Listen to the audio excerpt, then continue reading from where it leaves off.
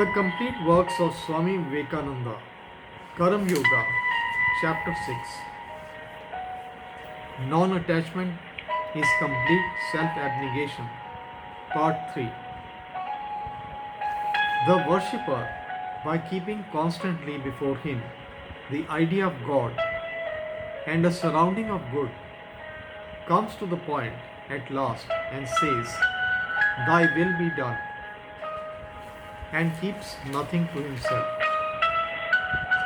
This is self abnegation. The philosopher, with his knowledge, sees that the seeming self is a delusion and easily gives it up. It is self abnegation. So, karma, bhakti, and jnana all meet here. And this is what is meant by all the preachers of ancient times when they taught that God is not the world. There is one thing which is the world, and another which is God, and this distinction is very true. What they mean by world is selfishness. Unselfishness is God. One may live on a throne in a golden palace and be perfectly unselfish, and then he is in God. Another may live in a hut and wear rags and have nothing in the world. Yet, if he is selfish, he is intensely merged in the world. To come back to one of our main points, we say that we cannot do good without at the same time doing some evil, or do evil without doing some good. Knowing this, how can we work? Therefore, there have been sects in this world who have astoundingly a preposterous way preached slow suicide as the means of getting out of the world. Because if a man he has to kill poor little animals and plants or do injury or to someone or something. So according to them, the only way out of the world is to die. The Jains have preached this doctrine as their highest ideal. This teaching seems to be very logical, but the true solution is found in the Gita. It is the theory of non-attachment. To be attached to nothing while doing our work of life. Know that you are separately, entirely from the world. Though you are in the world, and that whatever you may do in it, you are not doing that for your own sake. Any action that you do for yourself will bring its effect to bear upon you. If it is a good action, you will have to take the good effect, and if bad, you will have to take bad effect. But any action that is not done for your own sake, whatever it may be, will have no effect on you. There is to be found a very expensive sentence in our scriptures emboldening this idea. Even if he kill the whole universe or be himself killed, he is neither the killer nor the killed, when he knows that he is not acting for himself at all. Therefore, Karam Yoga teaches, do not give up the world, live in the world, imbibe its influences as much as you can.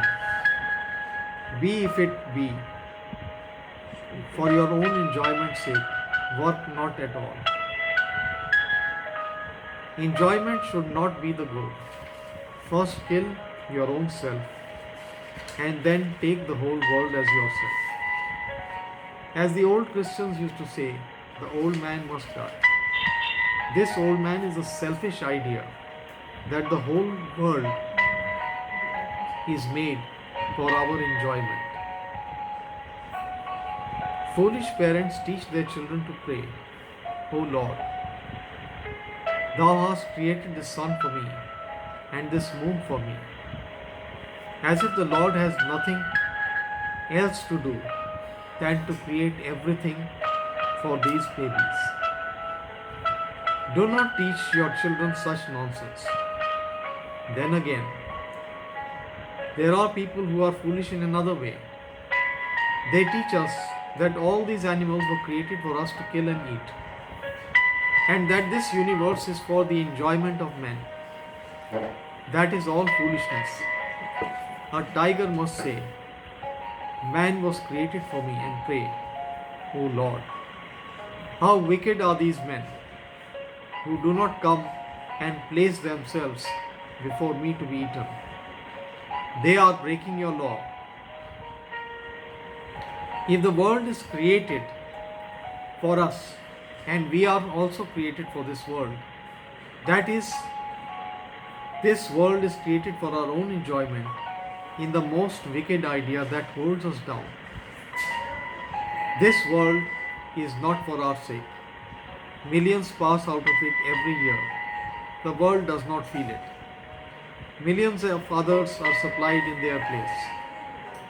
Just as much as the world is for us, so we are also for the world.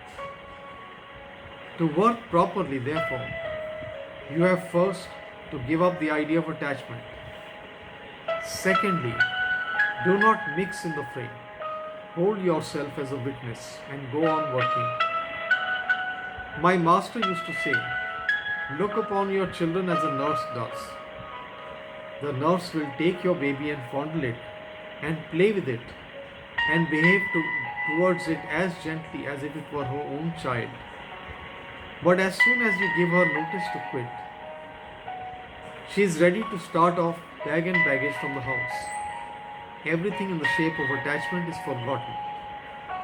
It will not give the ordinary nurse the least pang to leave your children and take up other children. Even so, you will be with all that you consider your own. You are the nurse, and if you believe in God, believe that these things which you consider yours are really His." The greatest weakness often insinuates itself as the greatest good and strength. It is a weakness to think that anyone is dependent upon me and that I can do good to another. This is the mother of all our attachment, and through this attachment comes all our pain. We must inform our minds that no one is in this universe is dependent upon us, and no beggar depends on our charity. No one soul depends on our kindness. Not one living being depends on our help. All are helped on by nature and will be so helped even though millions of us were not there. The course of nature will not stop for such as you and me. It is, as already pointed out, only a blessed privilege to you and to me that we are allowed in a way to help others, to educate ourselves. This is the great lesson in life. And when we have learnt it fully, we shall never be unhappy. We shall go and mix without harm in society, anywhere and everywhere. You may have wives and husbands and regiments of servants and kingdoms to govern, if only you act on the principle that the world is not for you and does not inevitably need you. They can do you no harm. This very year, some of your friends may have died. Is the world waiting without going on for them to come again? Is it currently stopped? No, it goes on. So drive out of your mind the idea that you have to do something for the world. The world does not require any help from you. It is sheer nonsense on the part of any man to think that he is born to help the world. It is simply pride, it is selfishness insinuating itself in the form of virtue. When you have trained your mind and your nerves to realize that this idea of the world, non-dependence on you or anybody, will be no reaction in the form of pain resulting from your work. When you give something to a man and expect nothing in return, do not even expect the man to be grateful. His ingratitude will not tell upon you because you never expected anything, never thought you had any right to anything in the way of a return. You gave him what he deserved. His own karma got it for him. Your karma made you the carrier thereof. Why should you be proud of having given away something? You are the porter of that money or any other kind of gift, and the world deserved it by its karma. Where is the reason for you, for pride in you? There is nothing very great in what you have given to the world. When you have acquired that feeling of non attachment, there will then be neither good nor evil in you. It is only the selfishness that causes the difference between good and evil. It is a very hard thing to understand, but you will come to learn in time that nothing in the universe has the power over you until you allow it to exercise such a power.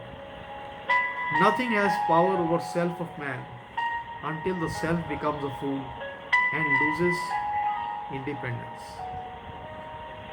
So by non-attachment you overcome and deny the power of anything to act upon you. It is very easy to say that nothing has a right to act upon you until you allow it to do so.